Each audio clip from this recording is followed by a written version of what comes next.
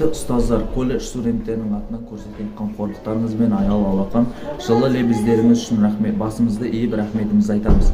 Мерейлі мерекеде дендеріңізге саулық, отбасыларыңызға амандық, істеріңізге сәттілік тілейміз. Благодарность я дарю вам сегодня я, Казахстан.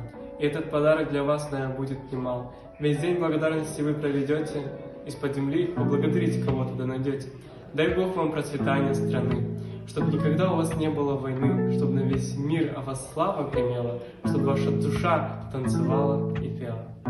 Жер анам жасайды тарлық күнге, кетпеу үшін мәңгіліп қалғып түнде, қайталанып жаңарып айтылады бейбітшілік деген сөз бар барлық дінде. Макаров Ярослав. День благодарности, скажем спасибо. Мы друг другу любим, семьям, друзьям. Мы пожелаем счастья и мира, взаимопонимания между людьми и в целом в стране. Давайте спокойствие жить и в согласии, друг друга поддерживать и помогать.